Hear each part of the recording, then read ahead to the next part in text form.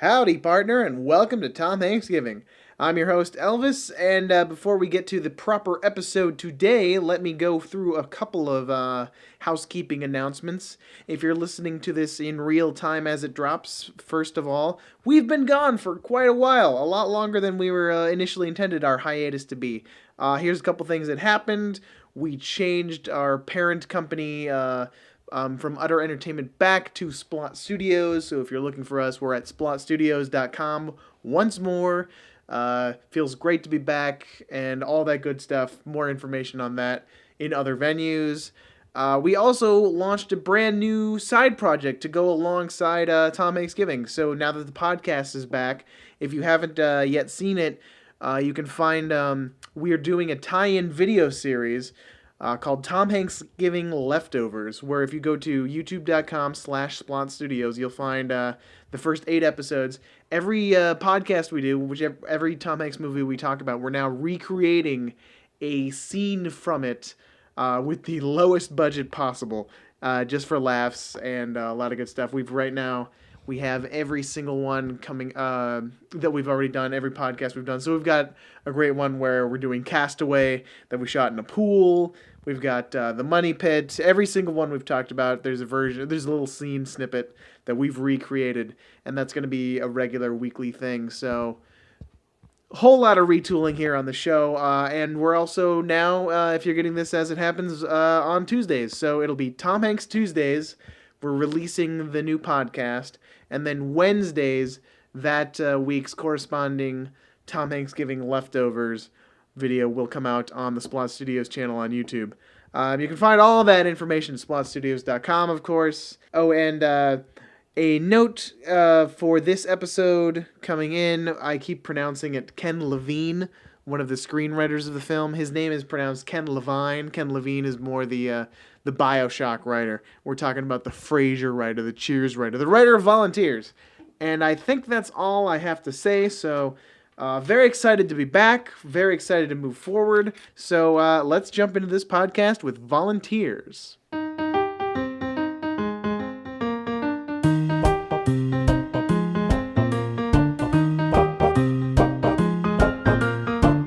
Well, hi everyone. We're here today with Mr. Cody Camp, that's me. Hey. Cody Camp, welcome to the show. Hey. How's it going? It's going great. This is my first podcast with you, Elvis, and I gotta say, as a podcast veteran from several other ones, I'm actually super excited to be here today with you. Well, we're very glad to have you on TomHanksgiving. And what did you bring to the table? We met friends for a while. Yeah. And when I told you have a Tom Hanks movie you want to talk about, you picked Volunteers. Actually, yeah, right off the bat, that was the first one I thought of. Not because of the obscurity of it, but just because I remember watching this movie when I was younger. It would be one of those movies that I just kind of pop in the VHS into the old tape deck and watch it, and not even like, you could be like folding laundry or something like that and watch this movie and still get like little bits that just are hilarious.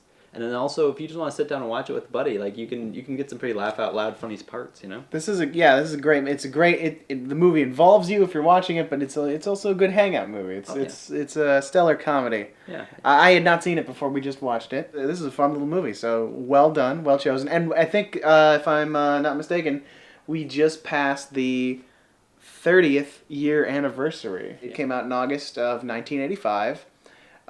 It's directed by Nicholas Meyer, who went on to do, what was that other movie?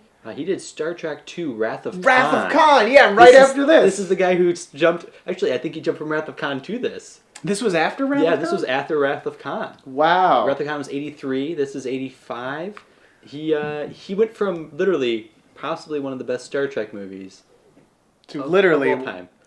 Possibly one of the best Tom Hanks movies. Yeah, that's a hard thing. It's debatable. It's a...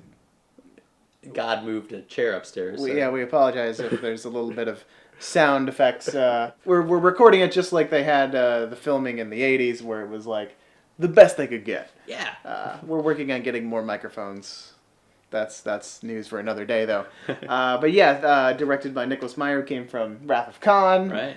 And to this amazing little film, the story was by Keith Critchlow, and it was written by Ken Levine and David Isaacs, the co-writing team who were producers and writers on Cheers, and then they wrote episodes of Frasier. This was a script they wrote in the middle, I think, of their Cheers run, but it kind of sat on the shelf for a couple of years.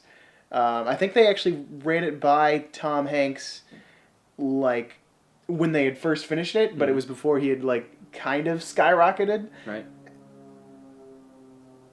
That is a plane. That is a plane. I live right by the Santa Monica airport. I'm terribly Oh, sorry. well, god damn it, Cody. I didn't tell the air traffic controller to not send planes by. I'm sorry. Why wouldn't you? You knew we were doing this today. Well, Tom's the air traffic controller that I know over there, and I didn't get a chance. Tom to Hanks? Well, yeah. Who else is going to do it? That's Who's insane. the captain now? That's next week or eventually. We haven't quite gotten there, or maybe it was before this one. I don't know when this is coming out. You never know. But right before his career skyrocketed, and then it kind of got lost in the shuffle, and then years later, Tom Hanks was getting offered every script, and he was kind of talking to his agent, and his agent was like, well, what do you want to do? And Tom Hanks just slightly remembered something about a script about the Peace Corps. I was like, I remember that was kind of funny. Could you find that? And the guy had like no idea how he was going to find it. And I'm mixing up the story now. But that, like, exact week, someone else was trying to sell the script, and it went straight back to the agent. It was like, I found it! Yeah, miracle! And so Tom was like, yes, we're doing it. Yeah. And eventually we got, of course, Tom Hanks stars. And then John Candy came on, and one Rita Wilson. Yeah. Who would go on to be very important in the Tom Hanks life. That's awesome, though. That actually... John Candy was actually the reason why I was pulled into this movie when I was a kid, because I loved John Candy. Mm-hmm. Great Outdoors and all these films that Uncle I saw. Buck. Uncle Buck, yeah. Uncle Buck's one of the best pictures ever made. Oh, yeah. You could do a whole podcast on Uncle Buck. Literally. And I don't mean John Candy. Just Uncle Buck. Yeah, totally. I completely get it. And, like, that was always when I was pulled in, because I loved Tom Tuttle from Tacoma, too. What a great name. Oh, God, yes. Tom Tuttle from Tacoma. Like, they were like, what's the most alliteration we can shove into one name? Oh, and it's, like, the perfect name, because it's fun, and it's like a warm name, but it's annoying too. It's like he's like the Ned Flanders of this movie. Well, I want to jump in a little bit later about how John Candy compares here to his other roles. Uh-huh. That'll be a lot of fun. But yeah, why don't we do a brief breakdown of what the story is? We won't go too in depth. Right. And we'll pick out our favorite moments and stuff later to talk about. Totally. But Cody, why don't you tell us what happens in Volunteers? I do the long version of things. My apologies, Elvis, if this is too much. But I'll cut you down if you're taking way too long. That's awesome. Our main character, Lawrence, he is a Yaley, and he gets himself into a little trouble with a loan shark that is loaning him out money and to some back alley gambling. And Lawrence is played by Tom, of course. Yes, Tom Hanks is Lawrence, and we get Lawrence having a little trouble with money, so he ends up getting caught up with this loan shark, and the loan shark says you have to pay by the end of the day. And Tom goes to his incredibly wealthy father, who put him through Yale and made him feel all special. And an exciting thing about the father, actually, I was just reading this on IMDb. Tom Hanks, when he was trying to do his very proper the Cambridge accent, when he was trying to get that out, he actually just completely based his performance on George Plimpton.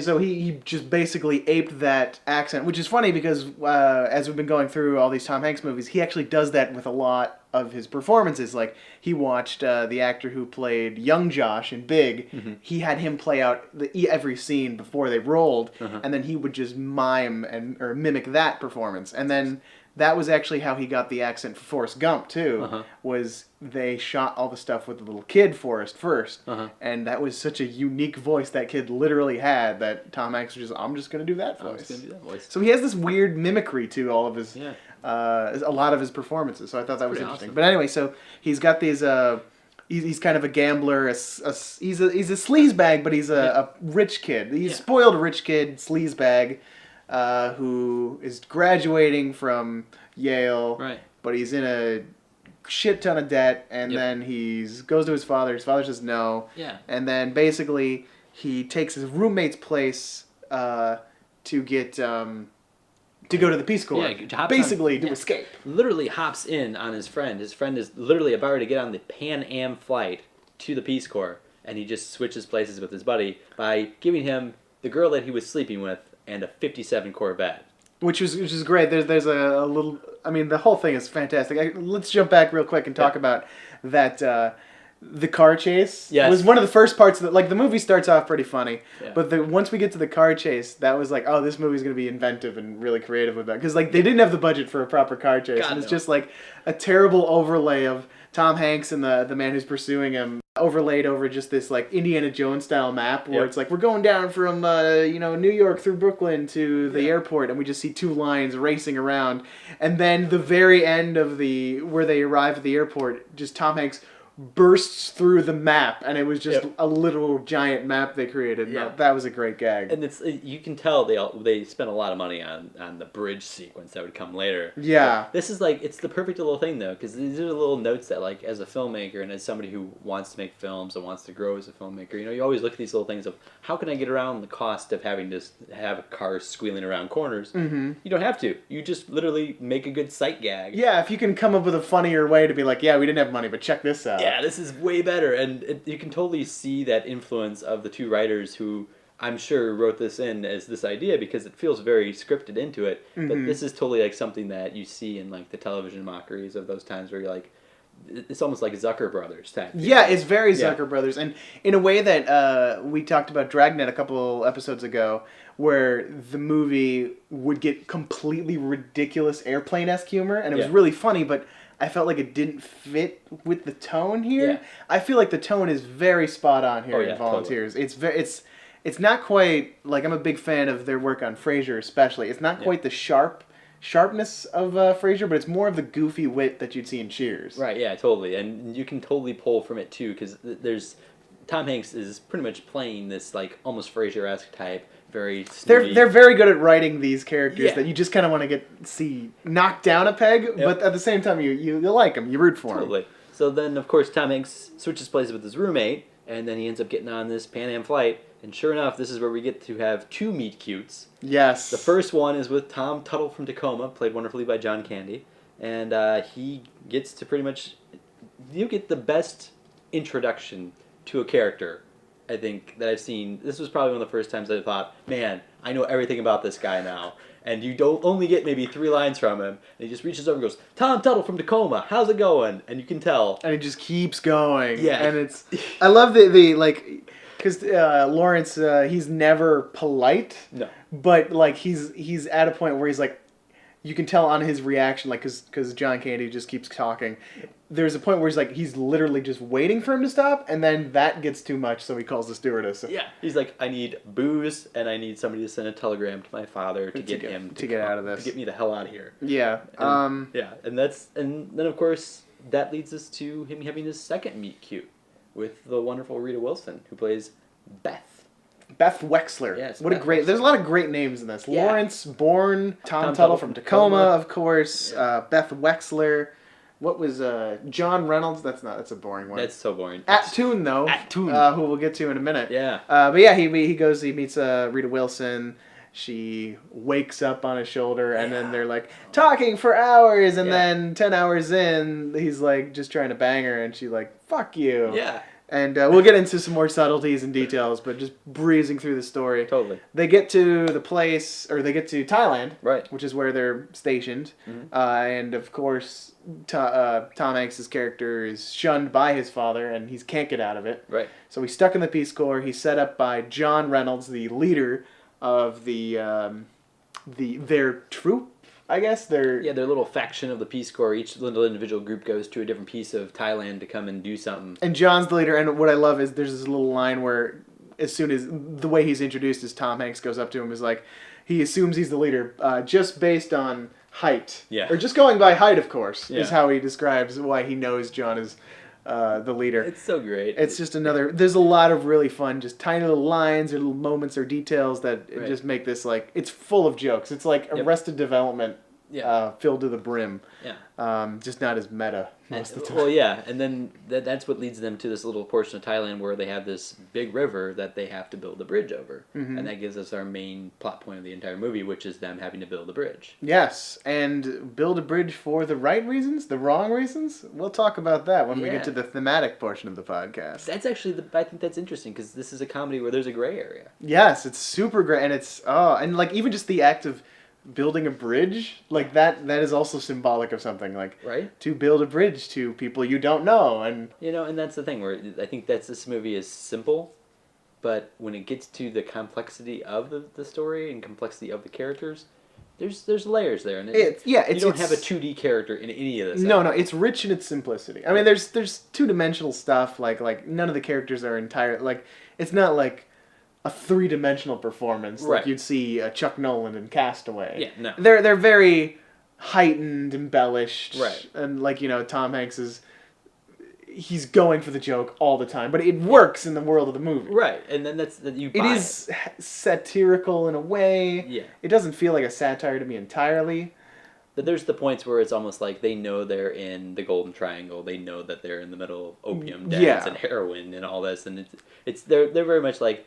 They touch on it. They're not ignoring the fact. No, and it gets the movie's not afraid to get a little dark. Which, by the way, this is a rated R movie. The first one, I think Tom Hanks ever did, and he didn't do many. Yeah. And you feel it in this one when they get to Heads on Pikes a little later. Yeah. So anyway, they're set to build the bridge. They team up the dream team of Tom Hanks, Rita Wilson, and John Candy. They're all there. They're all trying to deal with each other. John Candy very quickly gets dispatched and captured by the Chinese communists and brainwashed, and that's a whole amazing little thing there. Right. That could have been a movie in itself. It could have, but it's just the wonderful B-plot to the story we've got going on. Yeah. And I love that, John Candy kind of gets removed from the action, but every time he shows up, it's great, because it's like, oh, this is even more fun, maybe. Right. Yeah. And it never feels like he's gone for too long. Right. One of the best parts is we meet Aptoon, who's played by... Is that Getty or Jetty? Getty Watanabe, Long Duck Dong from Pretty in Pink. Or 16 Candles. Yeah. 16 Candles. What's happening, hot stuff? He's the very... I love that guy. He's hilarious, and playing, I think, a much better character in this movie. He gets a lot more to do, that's for sure. And he's more of he's the only person in the entire tribe that speaks English fluently. Yeah, I mean, he gets to really represent the tribe, too, which is great. They allow them to have a voice and a little bit of agency through Act. Yeah. And he's great, and I love that he calls... Lawrence, most of the time he just calls him asshole. Yeah, literally there's a point where he's just like, asshole, you have a problem, asshole. Or they're worried for his life and he's still calling him asshole. Yeah. So they're trying to build this bridge, and then Tom Hanks gets captured or falls into the hands of the Chinese warlord, who's like an opium drug lord, who's trying to get more global with his dealings so he can have more money and more power and more opium and all that good stuff. So he's trying to build the bridge to get a plane ticket home from this guy, and so he doesn't get killed by the warlord. Yep. John Candy comes back, and he's trying to build the bridge for the Chinese so they can conquer the place. And we find out that Beth and everybody else has been manipulated by John, who's actually CIA, but is actually not CIA. That part's a little unclear for me. I think for me, he was CIA, and he's working with the opium dealers because at this time, this is one of those times.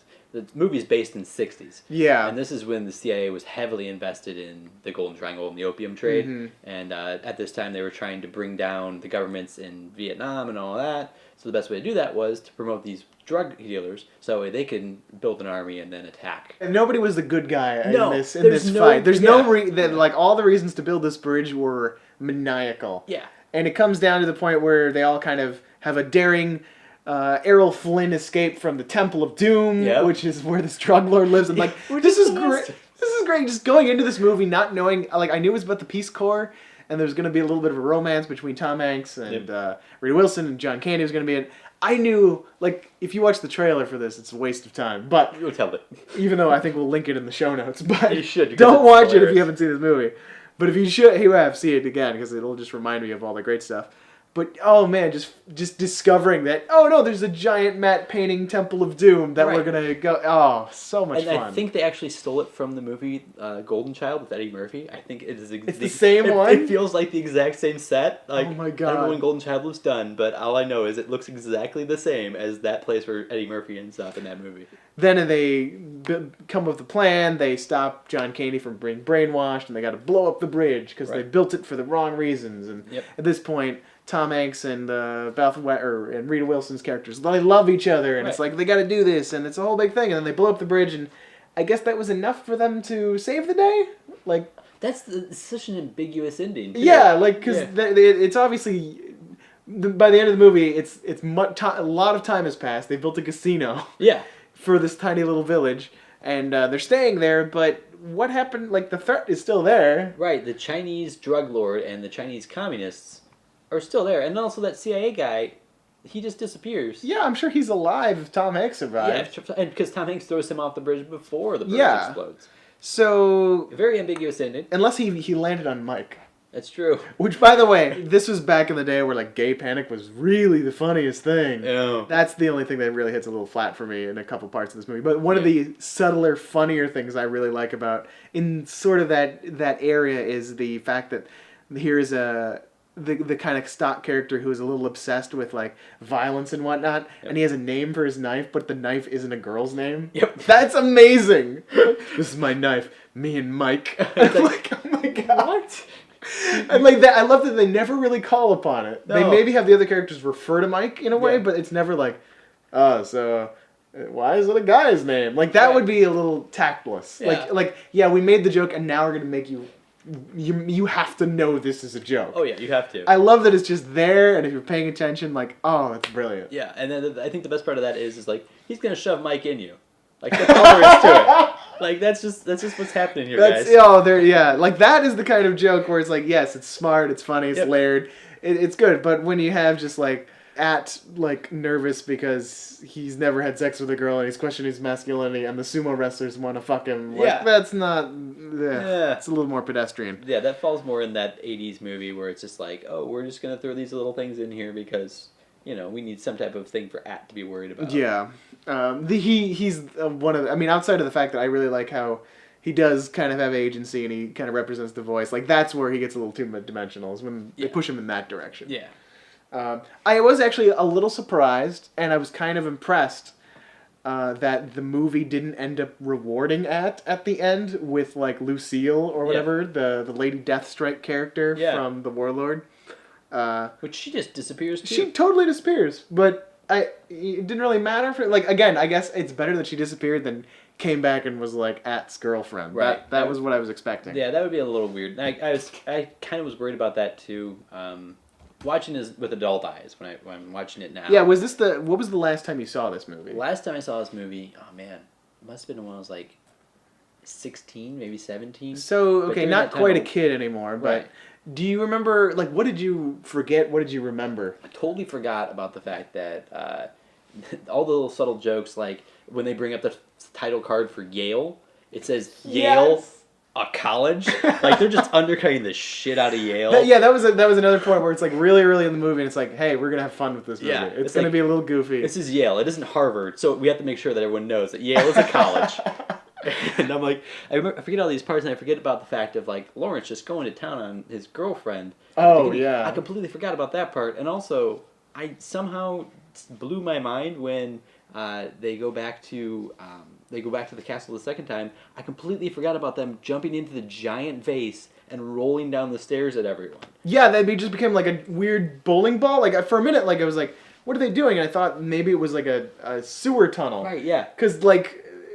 What could they possibly be doing? No, they just jump into a giant vase and they boulder through some of the guards, and it does nothing, which is the best part. It's just completely useless, and I'm like, I completely forgot about that part, and I was like chuckling at it because I'm like, I don't remember any of this. Oh, this is a great movie to rediscover. Or if you haven't seen it, again, watch. Like, stop listening to us blab about it and go watch this movie. Then come back and blab with us about it. Yeah, listen more. This is so much fun. Yeah, it's one of those rare movies where you can, watching it for the first time, you can catch so many things, but I think watching it repeatedly, like, I watched this when I was growing up, so I mean, I kind of missed out on a lot of the adult humor of it and just saw the slapstick of it, of Tom Tuttle becoming this, like, mindless drone, and, like, all that funny stuff, but it kind of went over my head, but now watching it again for the first time, God, it must be 10 years. You know what? Yeah. This is actually, compared it to Cheers earlier because of their writing on it, obviously, right. But actually, it reminds me the most, now that you're saying that, of classic Simpsons episode, which Ken Levine and David Isaacs actually wrote a couple Simpsons episodes, so even more appropriate. But because it has different layers of comedy retention, like depending on how old you are, how familiar you can get with the material, they have stuff that you can appreciate on a very surface level, like Tom Tuttle and all the slapstick, or a little bit more, slightly more nuanced, where it's like we're talking about how the natives feel about Tom Hanks being an asshole, and then it gets a little deeper and deeper, where you find really clever jokes, like the Mike being the knife, name of the knife thing, or even where it starts to get a little bit more satirical and commenting on the situation in Thailand, and it's got a lot of layers, and it's a delight to watch. So even just like coming from Yale, a college, and stuff, little details like that, it's just packed to the brim. Like, this is a great, fantastic written script. Right, and I cannot stress enough that one of my favorite parts when I was a kid, and still now, I kind of blanked on a little bit, was when they're talking to the Lady Deathstrike character. Yes. She's talking, and she's completely, you can't understand a word she's saying. And when they're talking to her, subtitles come up. And then leans over, breaks the fourth wall, and reads the subtitles, and then tells Tom Hanks' character, Lawrence, he goes, oh yeah, this is what she's saying. And then she says something again, and both of them then lean over and read it. And then they go, oh, okay, that makes sense now. And like they just leave her there, and then it's just like, I'm like, this is blowing my mind. Like, this is that Zucker Brothers humor. That's so fun. I love that type of stuff. I mean, when I was growing up as a kid, that made me laugh, because I'm like, this is great humor. Like, this is the silly stuff that I always have found myself connecting I feel like it's weird. I feel like we're in a point where the way comedies are made now, and I don't dislike comedies now, but you can't have that tone without breaking the world. Like, that would work in a Scott Pilgrim movie. Oh yeah, it would be amazing in a Scott. But like when you have like Trainwreck, it's taking itself a little bit more seriously, and the way the movie's made. And I like Trainwreck a lot, but you couldn't have. What's his name? The basketball player. LeBron James? LeBron James, yeah, that's the guy, right? Elvis doesn't know who one of the most famous basketball players, for being not a good basketball player in my opinion. Hey, he hasn't made Space Jam 2 yet. I don't need to know his name. It's true. When he makes Space Jam 2, he will. LeBron, call me, by the way, because I know you listen to this. Yeah, but it would be inappropriate for that movie for LeBron to go all of a sudden read the subtitles. Let's jump to Tom Hanks. Tom Hanks. How do you feel about his performance? Let's talk about Tom Hanks as Lawrence Watley Bourne III. I had to bring this up before I forget about it, but this is the second time I've seen Tom Hanks blow up a bridge in film. The first time I saw it was this movie, and the second time I saw it was Saving Private Ryan. Needless to say, movies are very different.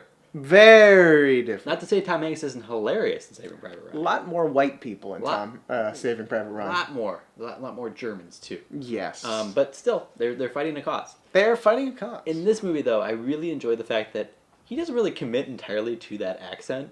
Like, he has it, but he still breaks the Tom Hanks wall. Right. Let's do it. Let's jump now. What do you think is the Hanksiest line in this movie? I wrote down a couple contenders. Oh man. When he gets to that Hanks, it's usually a break, and it's not usually a whole long line. It's little spurts. Yeah.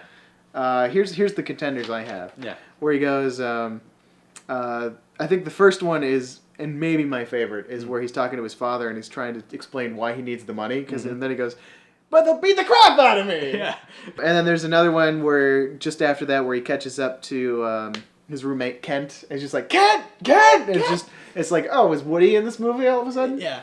There's another one where he's just yelling at, but I think I'm going to probably vote for this one. Yeah. There's when he finally gets the ticket from the drug lord for building the bridge, and he looks at the tickets and he's like, Coach! Yeah. Yeah. That's actually the one that I was thinking of, because he goes, Coach! And then he goes back into it's like, oh yeah, I should probably talk in the right accent, right? And he's like, cheap bastard, and then just tosses it back in there. There's a moment where he's like, shit, I really need to say this line the right way. All right, I'm gonna say it. But this is the great thing about Tom Hanks, and I haven't seen like a movie like Captain Phillips yet.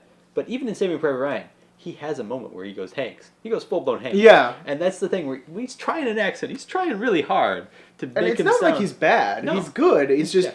There are times when you have to go full Hanks. The only time I think the only movie we've done, the only time where he doesn't go Hanksy is in The Ladykillers. Yeah. He never breaks that voice. Yeah, I wonder if that's the Coen brothers just like have a whip right behind them and there's like, if you go Hanks, I swear to God, I'm gonna smack you. Which I think is one of the many disappointments of that movie. Yeah. Is that he never went Hanksy with it. Right. And there were so many opportunities for him to do so. I guess he almost gets there. No, he doesn't even get there when he's talking about the Waffle Hut scene. No.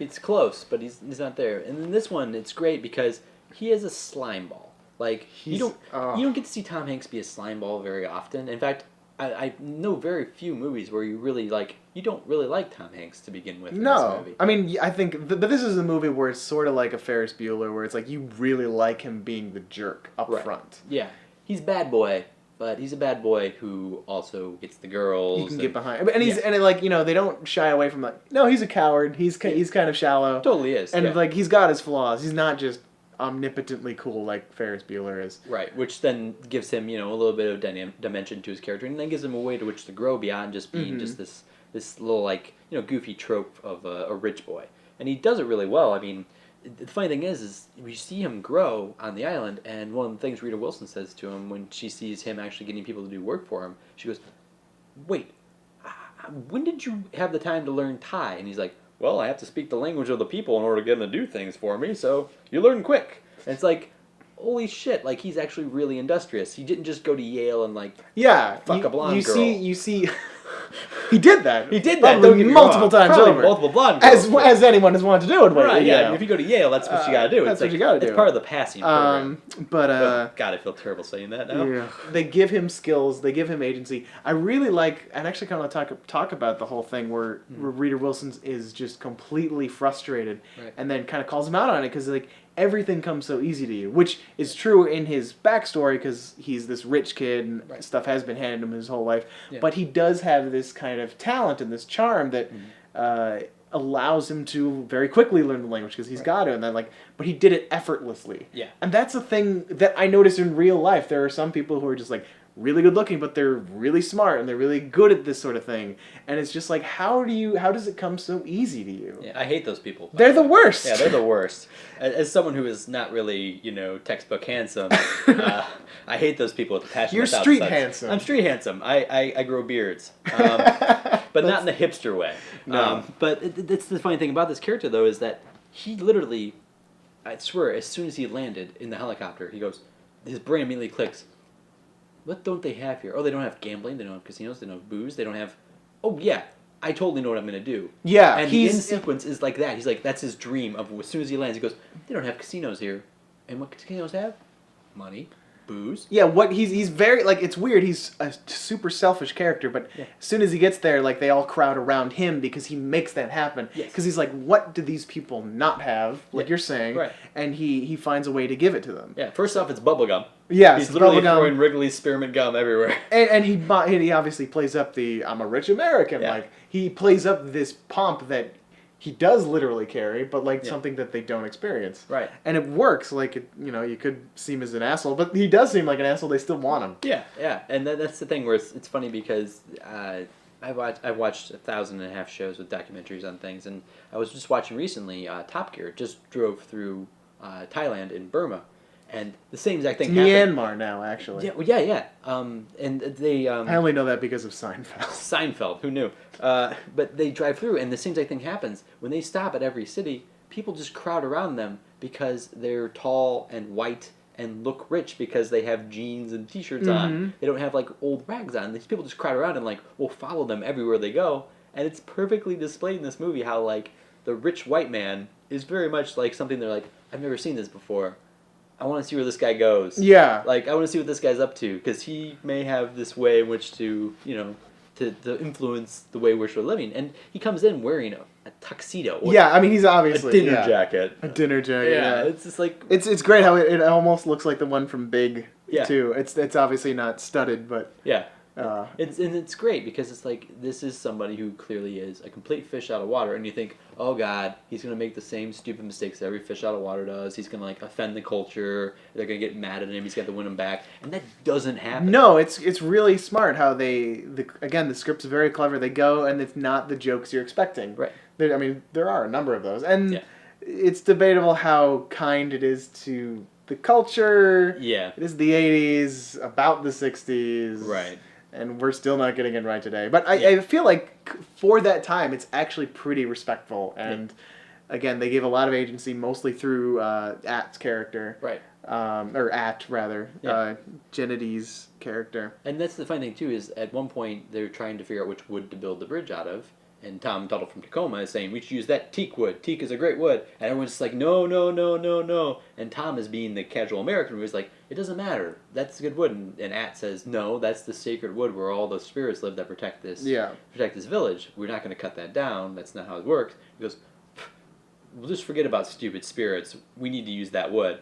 And then that's when, the casual American goes, no, I'm right, you're wrong. And then that's when Tom Hanks' character Lawrence comes in and goes, well, no, maybe we should just use wood from other places. we can find other wood. He's not concerned about the how to. I mean, Tom Hanks is probably a little bit like it also doesn't, the cheaper the material. It's fine. It doesn't have to be the strongest bridge ever. Exactly, yeah, as long as it works. That's all it is. Which is great. And I feel like of course, if it was John Candy, there would be a grace to it. But if you put that character, if you put Tom Tuttle, especially in that scene as the main character, it would be that movie where he comes and he just defends the culture, and then maybe he learns a lesson by the end. But it's just your average joke. So I like that he's the side character. Yeah, and he's still a really nice guy, but he's the dumb, self-righteous American. He's from Washington. He went to school. He went to state school. I mean, he's a smart guy. He's an engineer. He's the one who engineers the entire bridge. Yeah, and this is not just a little floating bridge, people. This is a suspension bridge that rivals the Golden Gate. The whole montage just gets more and more ridiculous. The bigger this bridge gets. It's like, wait, how do they do? Wait, how do they? And then they just have like flashing construction lights on it. It's like, this is amazing. Yeah, it's just like, it's almost to the point where it's like, wait a second, where did they get all of this like stuff? Like, where did they get metal posts and beams and shit like that? Like, what the hell? What's going on here? And that's where it's just like, it's just a movie, guys. Yeah, you just buy in. It's just fun. Yeah, because when they're hammering things in, it's like, all right, I'm sure nails came from somewhere. That totally makes sense. But then they start bringing like wrenches and they're like tightening up things. I'm like, where did they get the steel cable? All right, I'm just gonna buy in. If I bought the fact that Batman can fly around Gotham, I think I can buy into this. So Tom Tuttle from Tacoma. Yes, sir. How do you feel about? Let's talk about John Candy. What a great. Actually, this is a great performance. He's a lot of fun. We've already been through that. Super simple. Perhaps the best name. Oh, easily. Ever. I mean, but for a John Candy character, for sure. As somebody who has alliteration in his name. That's true. I always appreciate alliteration name. It's great. Even when I meet somebody with an alliteration name, I immediately induct them into the Alliteration Alliance. Which is a very select group, and hopefully, if you ever get to meet me, you will be inducted if you have that alliteration work. Mm-hmm. But Tom Tuttle is perfectly fit to his name. Like, this is what I love, because when you think of Fraser Crane, immediately the first thing you think of is that guy sounds like a pompous ass. Yes. Tom Tuttle sounds like, oh man, I want to hug that guy, and that's what you want to do, because he's a big teddy bear who just wants to build this bridge for these people so they can move forward with their lives, and that's what he wants. Until he gets captured by the communists, who then brainwash him in the best way possible. He is literally tied to a post and goes, "You'll never get me to change." And then immediately, not even kidding you, the screen just rotates in a rotating transition, and he's in a full Chinese army, the People's Liberation Army outfit, with the little red star, and they start spewing communist propaganda. It doesn't stop. I mean, I like the brainwashing. The only thing is, it's such... that was back when you could do a Gilligan cut. Oh, yeah, totally. Yeah. You could not do that. God, no. And actually, we were just talking, I was trying to think, if you were going to, God forbid, you were going to remake Volunteers. Right. I was trying to think, who would you put in the John Candy role? Oh, man. And I was actually thinking, for some reason, I was leaning toward Ed Helms. Yeah. I could see him doing, especially the stuff where he's crying with... He could really make the crying really funny. Yeah, he's Baby Wawa, so he's kind of got it going. Yeah, I don't know. Ed Helms is the update. I could see that, and I kind of like that. I mean, he's no John Candy. No one is. No one ever will be. And that's the one thing that kind of... I love John Candy. I think I've stated this a couple times, but I really enjoyed him throughout my entire childhood. And that was kind of one of the sad things of seeing a guy like this pass, because you don't get this type of sweet, lovable human being who is also can be a goofy as fuck, crazy communist right off the bat. Yeah. There's one point where Tom Hanks is running down the bridge at him, and he's trying to save Rita Wilson's character Beth from the evil drug lords that have kidnapped her in the night, and he's running down there, and Tom Hanks is like, Tom, and Tom just turns, and he has a little bamboo stick, and he's pretending it's an AK-47. He's like, who goes there? And he's just immediately full communist mode, and Tom Hanks is really confused, and just like, Tom, we need to go save Beth. He's like, I cannot leave my bridge. And he just kind of stands there, and he's just it's so ridiculous. and so committed to this idea. It's like, oh man, I just want to hug you right now. So obviously, John Candy has played the lead in a number of amazing films. I don't want to talk about any of those right now. Totally, yeah. But I do want to talk about the other movies where John Candy kind of is the second banana to another character in the movie. I'm trying to think of a couple of examples, but specifically, I jumped to Del Griffith from Planes, Trains, and Automobiles. Yes. It's like, how does this performance and this interplay work against Planes, Trains, and Automobiles? Is there a better one there? Oh man, it's really weird because this is one of the pure luck of having John Candy as a second banana, because the first banana is always somebody who's an outstanding actor. Yes. You have Steve Martin to play against. I mean, that makes... any second banana is going to be good. Yeah, I mean, that makes Chevy Chase bearable. I mean, I love Chevy, don't get me wrong, but Three Amigos is one of those things where Steve Martin makes that movie completely. Yeah. And and audience, before you jump to your torches and pitchforks, yes, the obvious comparison would be, let's compare Tom Hanks and John Candy in their other movie, Splash. But we're going to wait and hold off on that until we watch that, because I haven't seen it for a number of years. We're going to wait until we talk about that movie, and we'll do that comparison. And last time I watched that movie, I completely forgot that John Candy was in it. Me too. I was just watching for Daryl Hannah with flippers. Because and it's a Ron Howard film, so that's really what you get a lot. I can't even remember it was Ron Howard. I only remember John Candy was in it when we started planning out this podcast. Yeah, and that's one of those things where it's like, whoa. So we're going to get to that, but that'll be a coming episode, I promise. I just think when you compare these duos, you really kind of got to look at the fact of where we're going and how we're doing these things. And Train, Trains, and Automobiles, obviously, that's a road trip movie. Whereas this is kind of like that silly little trope movie where you just kind of have these little small goals that get expounded upon by outside forces. And it's kind of weird to kind of look at this, and I don't know, it's tough to compare. It's weird. Yeah, this is obviously a very different from Planes, Trains, and the one thing is, like, Del Griffith probably gets the vote in my book only because he's more present in the movie. Oh yeah, totally. He's more active in the movie, and it's really about their partnership. Yeah. Whereas Tom Tuttle from Tacoma is, like we were even saying at the beginning of the movie, like, it's going to be an John Candy credit. Yeah. He's more he's really the third wheel in this. Right. And he's the perfect add to that. So it's a different sort of thing. I don't want to say Tom Tuttle is bad or even worse than Del Griffith, but Del Griffith is a little more important to that movie. Oh yeah, totally. And the thing is if you want to make a tricycle, who better make your third wheel than John Candy? John Candy's the perfect third wheel. I mean, because he's gonna steal scenes, but he's gonna make you want to keep seeing this character over again. Yeah. And it's not gonna take away from somebody like Tom Hanks who chews the scenery in some of this stuff where he is literally just like building himself this little world. Let's talk about Tom and Rita. Oh man, this is a big movie just because this is not where they met. Nope, it's not. That's a common misconception. Yes, we thought that. We thought that until moments before we started recording. Yeah. It's like, I better double check this. Yeah, we better make sure the facts are straight. So apparently Tom Hanks and Rita Wilson, his current wife and mother of his children. Yeah. So they met on Bosom Buddies, Tom Hanks' old show, when she guest starred as the Satan-worshipping girlfriend of the other lead character, Peter Scolari. Yeah, Scolari. Peter S. Yeah. So they met there, but there was no romance kindled. That didn't happen until they were back in this movie together. And I just love that this is like the movie they fell in love with. And you get to, like, what's great is, like, I don't think if there's one thing I would argue that's not the movie's strong suit is that the way their relationship builds isn't the most convincing. Right. They have these moments where, like, the beginning is great, where she just hates him, and they end in a strong place. Yeah. And I really like the honest conversation where she just opens up. She's like, "How does it come to you so easy?" I really like how that's. You can see it's building. I just feel like there's a couple steps in between that we're missing. Yeah. And that only, and this is even like a bad critique. Like, it's more of like, I'm going back to Shelley Long and Tom Hanks and Money Pit, where it's like that movie is kind of a mess.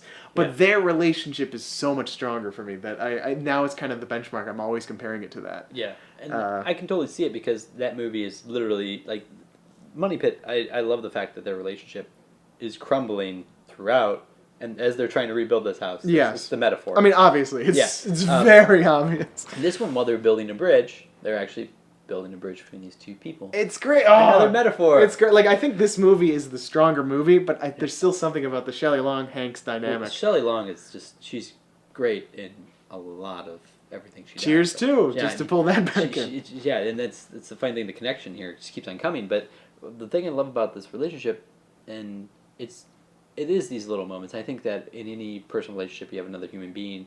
You don't get that moment where you sit down across from somebody at dinner and tell them your life story. No, that doesn't that's true. happen. It comes out slowly over time, and as they're building this bridge, I think maybe there may be some things that hit the cutting room floor that were a little bit more building of this relationship, or maybe it didn't. Maybe I'm just seeing something here. Oh my god, I'm like... Yeah, you had a Forgive me epiphany. because I feel like I did this on the money pit thing and I just criticized that for being an incredibly obvious metaphor. Yeah. I'm going to do it again, and I apologize if everybody's miles ahead of me. But we're talking about obviously how that's building a bridge and all that good stuff, and like how that's a metaphor for their relationship. Is this an opium metaphor? No. Okay. This is about the bridge.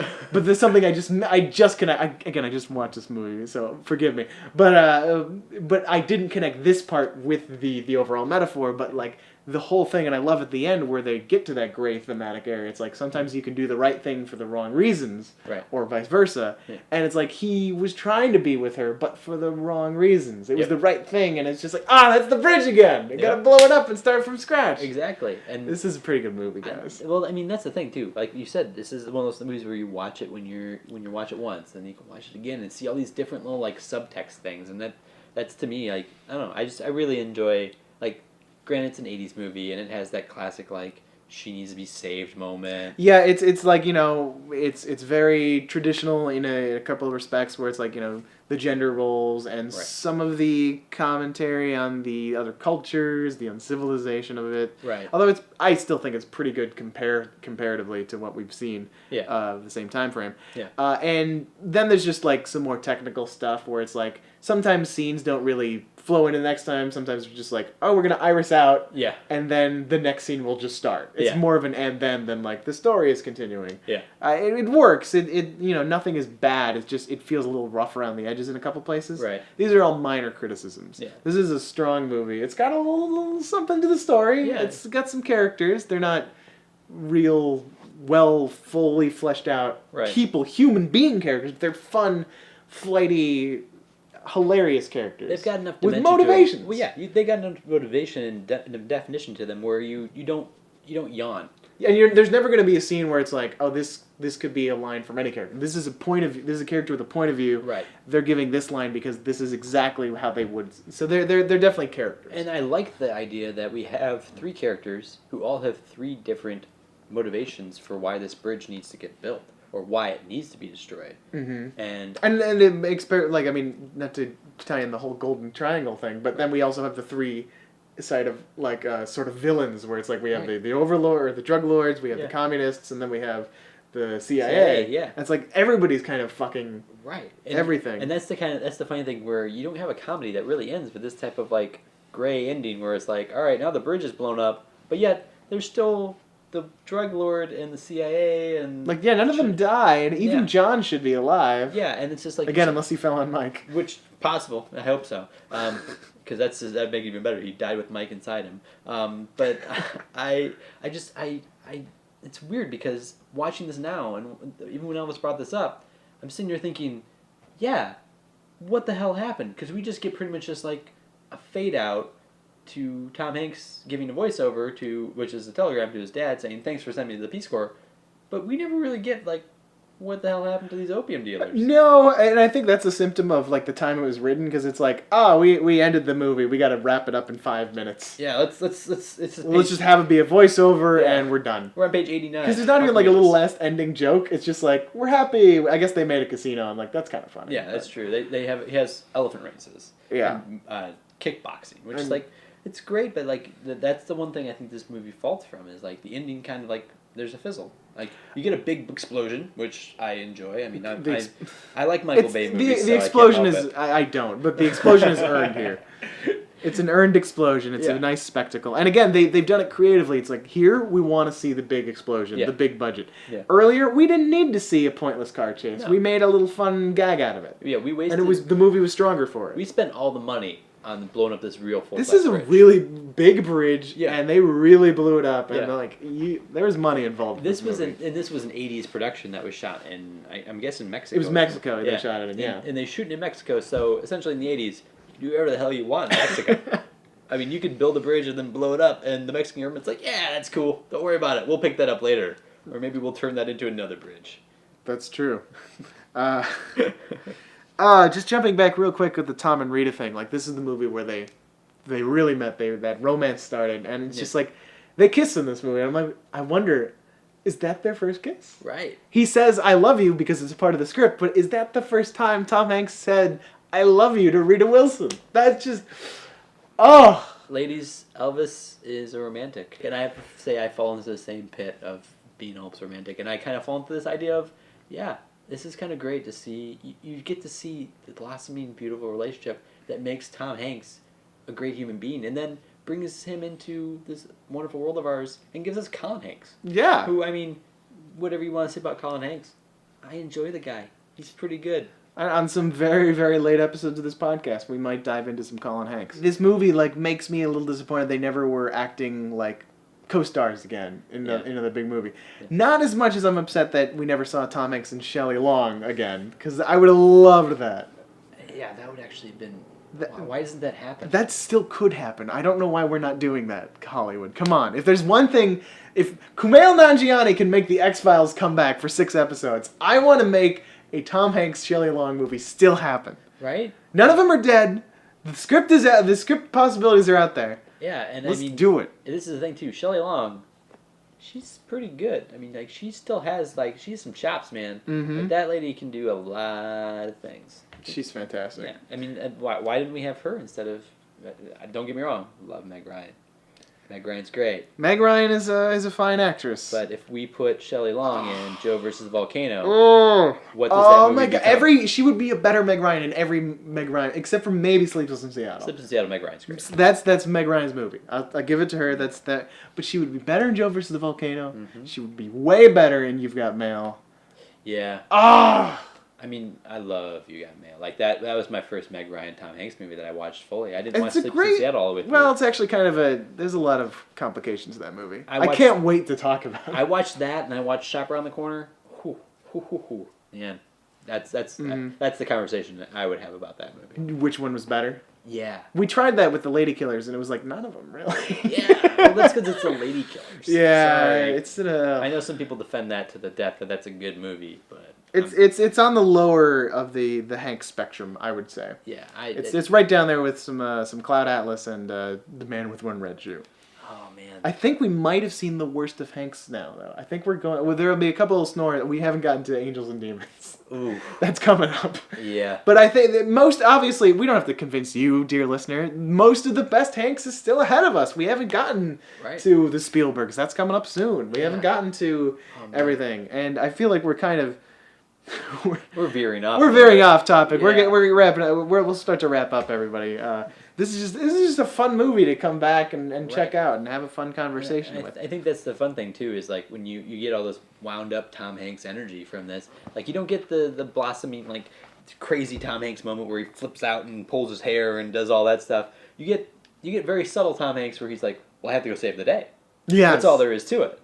Because I am the hero, and it's like it's that. You're not seeing Woody from Toy Story. You're seeing Lawrence from fucking Volunteers, who is just like he's like, well, I guess there's no one else to do this. This is like it'll be me. This might be the most Bugs Bunny performance of Tom Hanks we've seen to date. Yeah. And that's wonderful. I love this character. I love how he's very different from a lot of the early Tom Hanks, especially because they get a little samey. Like even when he shows up, he looks just like his character from Dragnet or Scott Turner from Turner and Hooch. Yep. Like it's the blue shirt with the tie, and like he looks just like any other. But as soon as he starts talking, as soon as he starts behaving, it's like this is a new guy. I don't know this guy. That was my favorite part of watching this with Elvis, because Elvis hadn't seen this movie before, and I've seen it several times. My favorite part was looking over at Elvis when he first talked. So I wanted to see Elvis's face when Tom Hanks uses his accent for the first time, and Elvis kind of gave this look of, wait, is this serious? All right, this is serious. We're going with this. I'm all in. I mean, it was better than any of his accents in Cloud Atlas, and I would say better than even Felix fucking Finch. Felix fucking Finch. Well, there's a couple more things I just wanted a quick touch upon, and get your opinion, or just great quotes. Yeah, We gotta mention this. Maybe the best quote of the movie is "Jesus H. Christ, we must be a mile from the sun." Yes. Right as he walks out of the plane, it's super hot. Like, what a great line. Like, that's someone I want to incorporate in my real life. I was gonna say, if you can pepper that in anywhere in Los Angeles, that's perfect. This is the best place to do it, because you can walk outside one day and it's 110 degrees in the valley, and you just go, Jesus H. Christ. It must be a mile from the sun. So good. The line that it took me a minute to get because it's just so raunchy. Yeah. If you want to give contact lenses. Was that? Oh yeah. Yeah. Boy, I sure hope she doesn't wear contact lenses when he's talking to the Our Lady Deathstrike. What is her name? Her name is Lucille. Lucille. Yeah. But that was kind of where it got a little bit more racist, where it's like, let's make her say L's is ours. And yeah, stuff like it's that. super racist, and she's saying she's gonna do sexy things to him. If you haven't seen the movie, we call her Lady Deathstrike because she's got those claws, like Lady Deathstrike from X2. She's got the nails, yeah. They just dig into everything, and she's saying she's gonna do sexy things to him to kind of use her feminine wiles to femme fatale him, and he looks at her in the face as she's on her knees in front of him, and he goes, "Well, I hope she doesn't wear contact lenses," and it's immediately a "I'm gonna come in her eye" joke. Yeah, because it's been a very long time. Oh yeah. Yeah, it's just like I don't know where this is going, so be careful. Just other details I love. I love the line where it's at the beginning where he's talking with his father, where the father has the fantasy that he was an orphan that they adopted. He's an orphan. That's a joke you've heard from the son's point of view many times. I've never heard it from the father's point of view. Awesome, great. I regret the day we picked you up from the orphanage. Dad, I'm your son, your natural son. Yes, well, that's the fantasy I like to live out every once in a while. It's my gosh. Oh my god, it's perfect. The people on the plane singing Puff the Magic Dragon. Yep. That was just like, I caught it like about halfway through they were singing. I was like, this is amazing. Yep, they're flying to... And it's so terrible because it's so obvious none of the actors are singing. They're just like lip syncing. Yep. And it's not the song because they had to throw it in post. Yeah, and they're rocking back and forth at the wrong beat. And it's just... God, you guys, you're something else. There's obviously towards the end. There's a big reference to the bridge over the River Kwai. Yep, with the and even John Candy before he blows it up just says, "What have I done?" Yep. Which if Samantha listens to this podcast, she's gonna hate the fact that I just whistled that. Well, hopefully she does. Yes. So she comes back even angrier when we talk about You've Got Mail, eventually. She will slit my throat for whistling. It shall be great. Yeah. There's the part where where he completely, out of nowhere, has a bar with a neon sign that says Lawrence's, and it's completely ripping off Casablanca, and then they have the guy play As Time Goes By. Right, and the guy's name is Sam, which it probably isn't Sam, but he says, Sam... And he's just playing it again. It's just like, oh my god. And that try that again, Sam? In that scene, there was another one of my favorite little, like, you knew it was coming. Like, I mean, I knew it was coming because I've watched movies for a million years now, and so I can see, like, oh, this will have a payoff later. Yeah. But when they introduced the blind grandfather of At, yeah. It's like, I wonder when we'll see him again. And he's just the bartender at this bar. Yeah. That was great. Cleaning glasses. Like, that's the guy you want. Yes, sure that is the guy I want, yeah. Yeah, the blind guy. He's just going to do a great job, trust me. If this Tom Hanks movie were an ice cream flavor, what would it be? Ooh, I think this is going to be, have you ever had Moose Tracks? Familiar with that one? Moose Tracks. That's like the fudge chocolate in the chocolate? So it's got the little pieces of chocolate in there that are like little slivers of chocolate. Yes. That's our John Candy. Ooh. Then it has... I was kind of hoping we'd have Reese's Pieces to be our John Candy. Well, wait, the little peanut butter cups in it? That's our Rita Wilson. Oh, why is Rita Wilson the peanut butter cup? Because what brings everything all together is our Tom Hanks. Which is? The wonderfully amazing chocolate-flavored ice cream. Oh my god. Moose Tracks. Moose Tracks. Moose Tracks. It's great. And it seems appropriate for John Candy, but I'm just jumping to Great Outdoors now. Yeah. It just works on so many levels. Mm-hmm. That's the reason why I like it. And to me, you can't have a great ice cream without two solid ingredients. And, ice cream's good on its own. Tom Hanks is really good on its own. But as we saw in Castaway. But Castaway's almost vanilla. What did we give? We didn't give that one that was before we did the ice cream. I guess flavor? maybe a Castaway is vanilla with a little bit of M&M's in it. That's Wilson. Yes, Wilson. He's actually it's perfect. Upside down, it's perfect. And it's even more perfect because that was the movie where what's his name? Zemeckis talks about the trailer. And it's like audiences just want want the trailer to tell them exactly what they're getting. It's the McDonald's of movies. And McDonald's, you go and you get the McFlurry, which is just vanilla ice cream and M&M's. So this is great. This is unprecedented. We're doing 2 Tom Hanks flavors for 2 different movies. It works. Castaway is obviously vanilla with M&M's. Yep. Because Tom Hanks is the base ice cream. He is. And in this one, it's Moose Tracks. Yeah. That's delicious. I'm going to get some ice cream after we talk about this right now. Probably do that. We'll get some Moose Tracks. You should too. Join us next week. Oh, no, I'll have to do that because I don't know what next week is. Yeah. But I'll do that in the end. Cody. Yes. Thanks so much for being on the podcast. Thanks so much for suggesting volunteers. It was one I wanted to get to, but the fact that you wanted to do it made it like all happen all the more quickly. And now I have this wonderful movie in my life. Yeah. And hopefully our listeners do too. Yeah, and then I'm happy to suggest any future ones. I'm sure you're well versed in your Tom Hanks more than me, but I'm just happy to be here and happy to be able to do this with you. Anything you want to plug? Nothing right now. I'm trying to get together and maybe help out Elvis with a few more things. I know that he's working on this wonderful little ways to promote this podcast. Oh yeah, I'm sure by now you've seen some of Cody's work. Yeah. He's that fucking Felix Finch right there. I want to apologize to everyone for that. And I want to keep thanking Elvis for revealing me and to help him out with these. It's definitely made me realize I need to become a better iPhone filmer. Yes. No, he's been terrific. Like, he didn't drop my phone into the pool once during Castaway. And that was remarkable. If you watch that Castaway, I'm actually in a 12-foot pool. Like 12 foot deep, and I'm swimming with it over my head. Yeah, he can't use his arms because he's got to hold the phone. No, it's all leg power, so you know. He's got some strong legs, this guy. Yeah. So thank you again. Find him on Instagram or Twitter. Like, he doesn't want to plug anything. At Instagram is Cody Camp. Twitter is Cody Camp. It's super simple. Mm-hmm. That's my plug for it. My Twitter is nearly as funny as Elvis's is. Oh, thank you. Yeah. Follow me at Elvis Kunesh on all things. Follow, of course, at Splot Studios. Yes. Oh, I'll probably do this at the end. Whatever. I'll do it here, too. And, of course, follow at tomhankspod. Send us an email at tomhankspod@gmail.com. I always get that first at thrown in there because I'm thrown off by the other social medias. This has been great. Yeah. That is our conversation. Wonderful. About volunteers. Thanks for volunteering. Thanks for letting me volunteer. All right, thanks for listening, everybody. That was our episode on volunteers. Big thanks to Cody once more for being on the show and all of his help with the TomHanksgiving leftovers. Again, don't forget to check those out. Don't forget to subscribe, rate, leave comments, and let people know that this podcast exists because it's a great show about a great man, the man Tom Hanks himself. And we'll be back next week on Tuesday with Captain Phillips. Tom Hanks, we fell in love with you, Tom Hanks, just like so many do deeply, because you made us smile, and your great on-screen style. So that's why we give thanks, 'cause you got a friend.